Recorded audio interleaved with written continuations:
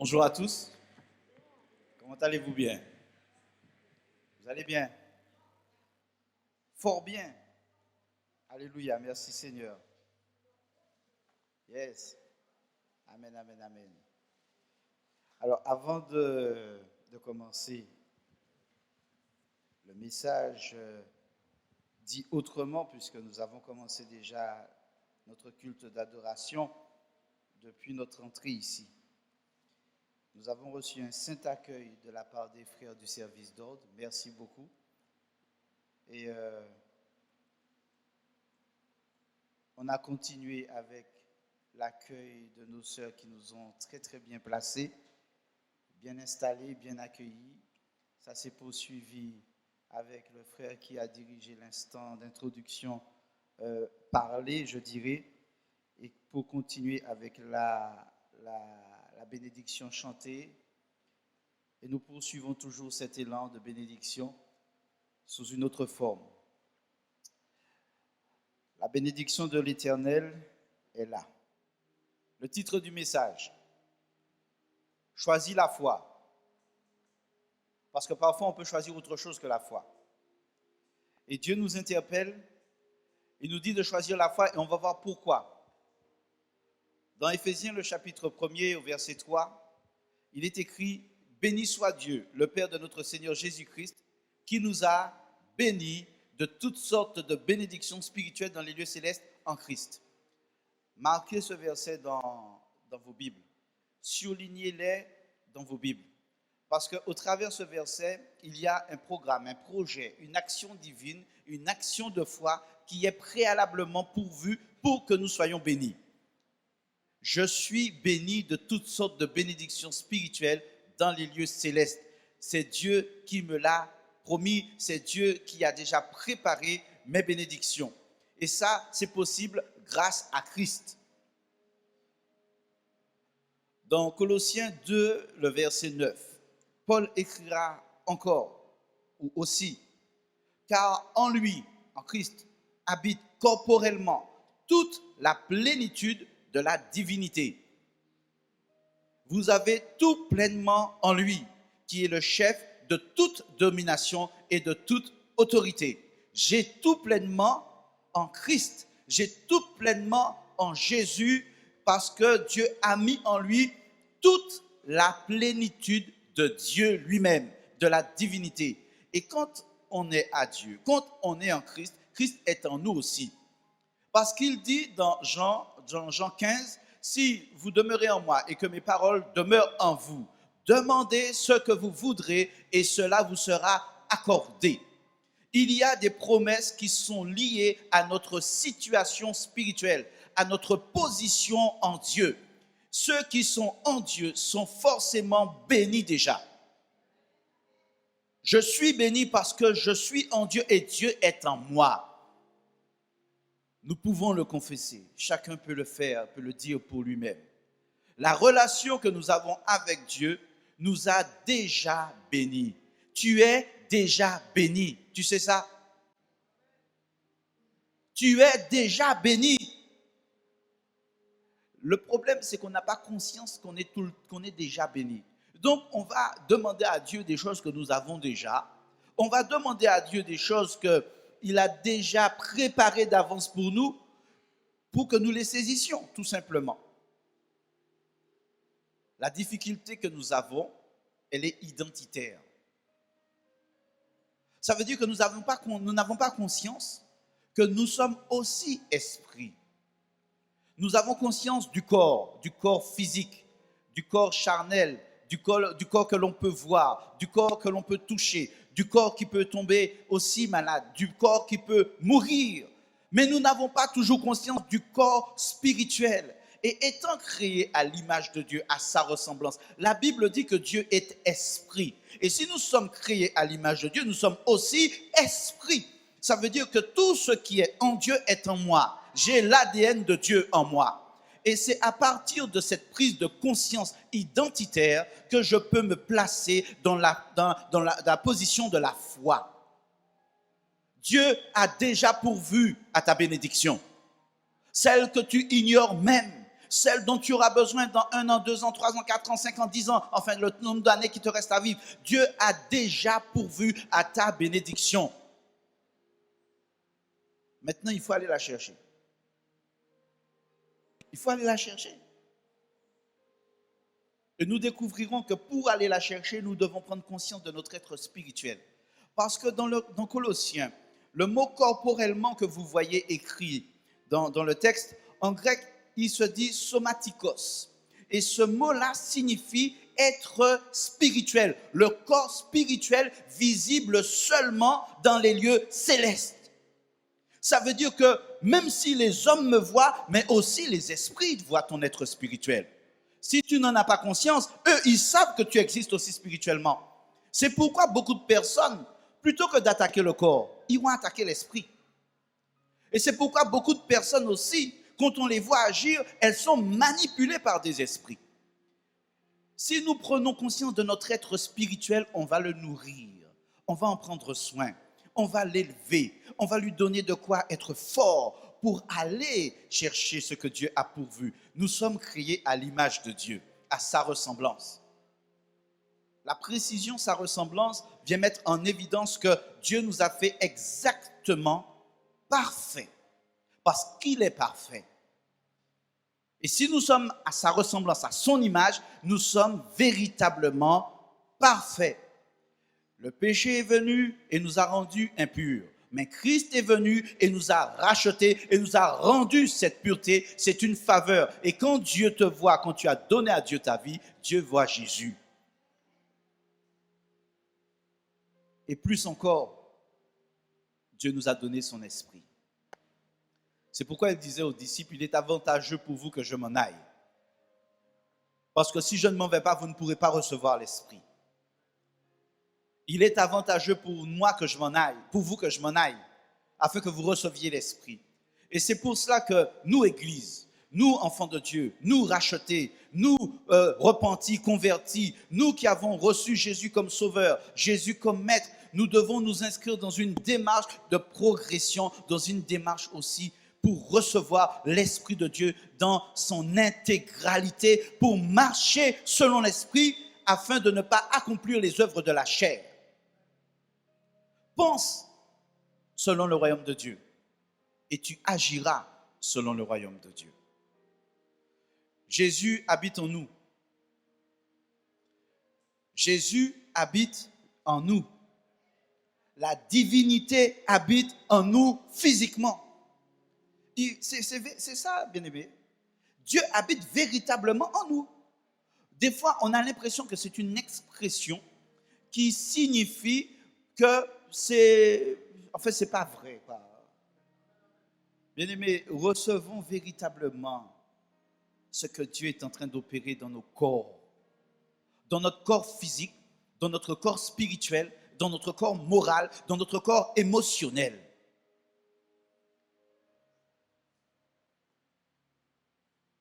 Il faut entrer dans possession de cette vérité. Si tu ne sais pas qui tu es, tu ne peux pas te projeter dans autre chose. Et tu ne peux même pas t'inscrire dans une relation avec quelqu'un d'autre. Si tu ne sais pas qui tu es, tu ne peux pas t'inscrire dans une relation avec quelqu'un d'autre, puisque l'autre personne, elle, peut-être qu'elle sait qui elle est, mais si tu dois découvrir l'autre, tu as un problème, parce que tu ne sais pas qui tu es. Si tu ne te découvres pas déjà toi, comment tu peux aller vers quelqu'un que tu ne connais pas, puisque tu ne te connais pas?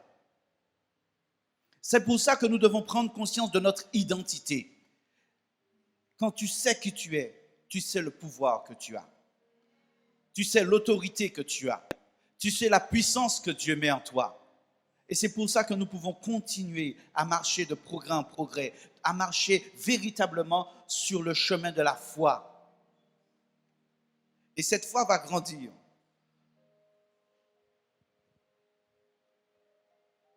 On n'a pas besoin que Dieu fasse davantage pour nous. Des fois, on demande à Dieu de faire. La chose la plus importante, la plus puissante, la plus forte, la plus extraordinaire qui devait être faite pour que nous soyons entièrement bénis, Dieu l'a fait. Dieu l'a fait.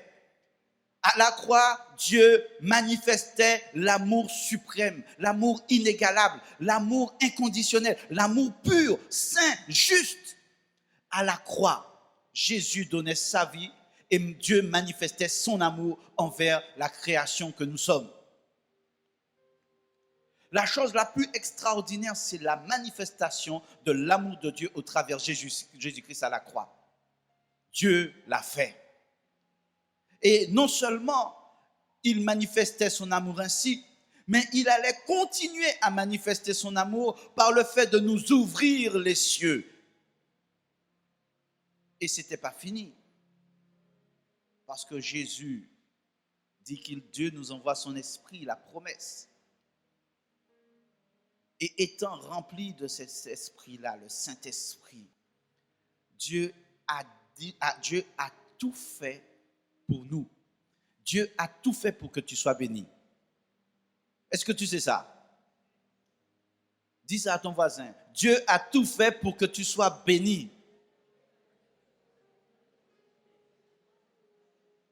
Que fais-tu de la bénédiction de Dieu maintenant? Qu'est-ce que tu en fais?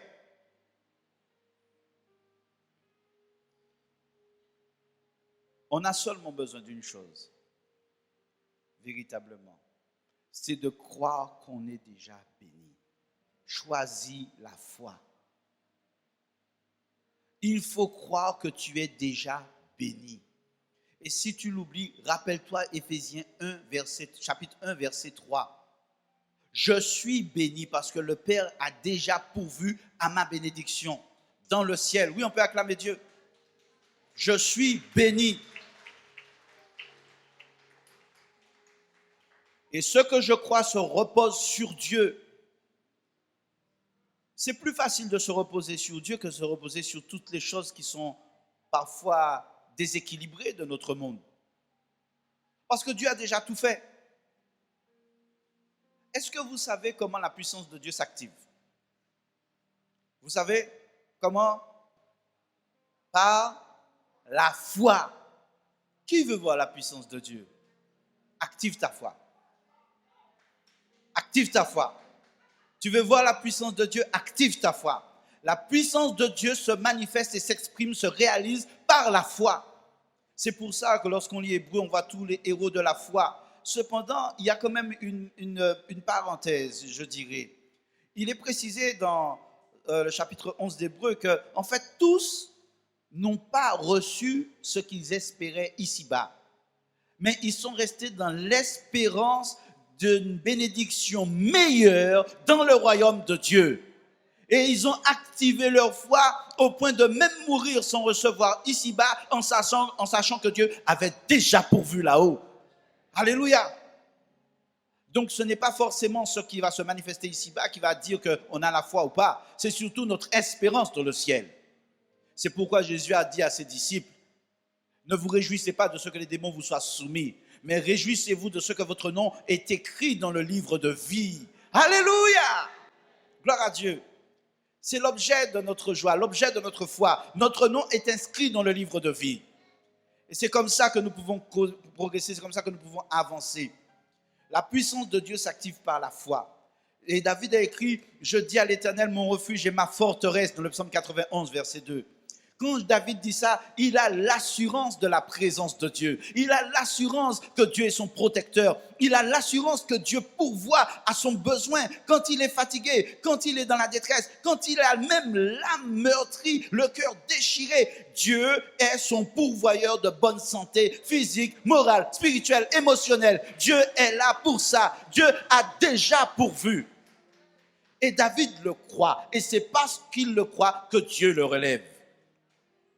Alléluia. Dieu est notre refuge et notre forteresse. Est-ce que tu peux le déclarer comme David l'a dit? Tu es mon refuge et ma forteresse, Seigneur. Tu es mon refuge et ma forteresse. Est-ce que tu peux le déclarer?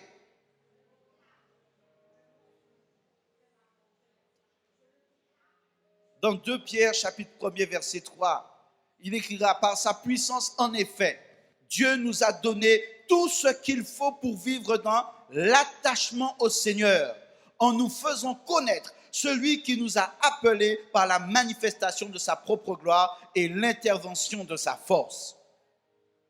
Dieu nous a équipés pour véritablement rester attachés à la foi. Dieu a déjà pourvu à toutes les prises pour que tu sois accroché à la foi. Le problème, c'est que parfois nous nous déconnectons.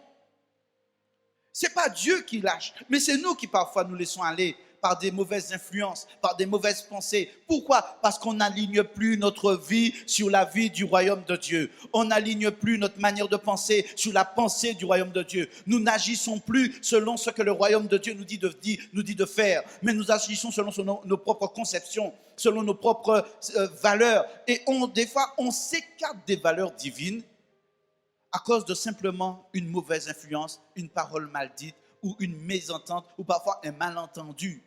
Et parfois, nous construisons des choses avec le diable, ou je veux dire la chose différemment, nous détruisons des choses avec le diable au lieu de construire avec Dieu parce que nous nous sommes laissés aller. Mais là, ce matin, Dieu te dit, on va rattraper le coup. On va remettre les choses en place et on va te réparer et on va te restaurer. Dieu va te remettre en ligne avec lui. Alléluia! C'est la bonne nouvelle du royaume de Dieu. Dieu l'a fait déjà. Dieu a déjà pourvu et il a équipé l'Église pour cela. Pour conclure, dans sa lettre aux Éphésiens, chapitre 1er, verset 4, Dieu dit à l'Église, Dieu dit à tous ses enfants, je vous ai choisi.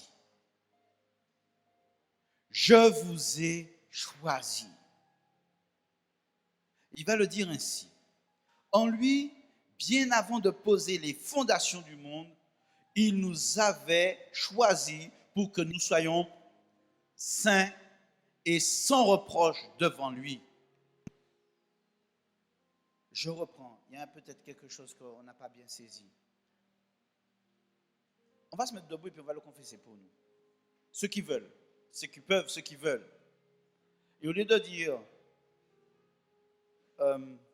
vous, on va dire, enfin, on va rester sur nous, on va se dire, il m'a. On va s'approprier cette vérité biblique. En lui, bien avant de poser les fondations du monde, il m'avait choisi pour que je sois saint et sans reproche devant lui. Acclamons le Seigneur. Nous le redisons, en lui, bien avant de poser les fondations du monde, il m'avait choisi pour que je sois saint et sans reproche devant lui. Dieu t'a choisi. Est-ce que tu le sais? Dieu t'a choisi. Dieu sait qui tu es. Il sait qui il est. Et il sait la puissance qu'il met en toi. Alléluia. Et c'est pour ça que nous devons continuer à marcher dans la foi. Choisis la foi. Parce que Dieu n'a aucune faille. Dieu n'a aucun défaut. Et Dieu sait où il veut t'emmener. Choisis la foi. Parce que dans la foi, tu as le succès. Dans la foi, tu as la vie. Dans la foi, tu as le secours. Dans la foi, tu as la guérison. Dans la foi, tu as l'abondance de Dieu. Parce que toute la plénitude de la divinité est en toi. Parce que Jésus est en toi. Alléluia! Alléluia! Dieu nous a choisis avant de faire le monde. Est-ce que vous saisissez véritablement ça?